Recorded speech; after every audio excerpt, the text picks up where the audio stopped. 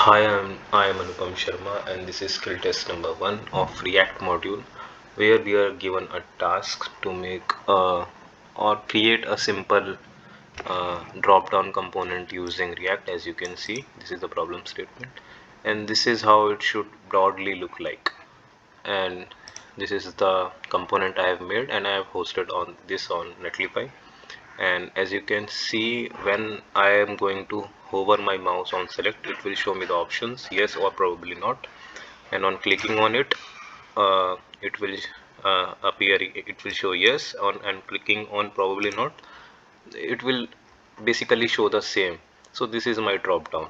So as you can see, this is the code, the problem statement. It is working as it was given in the problem statement. And so now moving on to the code section.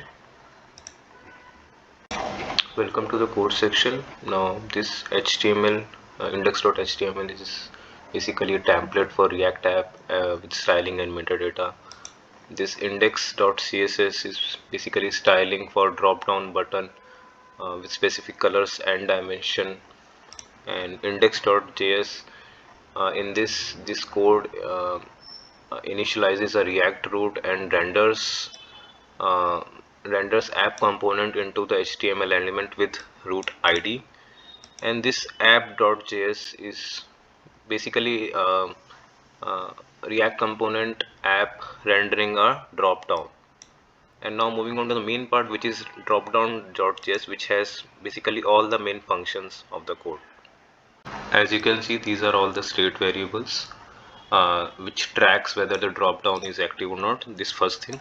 And the second thing is use a list. In this list is basically a state variable that holds an array of options of the drop down. And the last thing, value here holds the currently selected value from the drop down. And moving on to the next function is on click handler. In this on click handler is basically a function where it is triggered when an option in drop down is clicked. It sets the selected value and deactivates the drop down. And this function you saw on the first hover, when I hovered on this button, it basically triggered and the drop down button was activated. And this, moving on to the next function, which is results. So a result here is an array of anchor elements creating from a list state.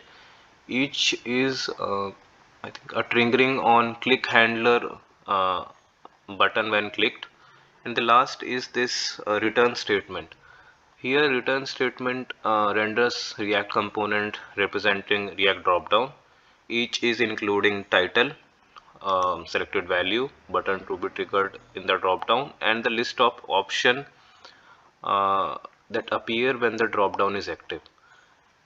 The display of the list is basically controlled by the is active state. So this is all I have to explain in this, and thank you for your valuable time for anyone who is doing it or to the evaluator. Thank you so much.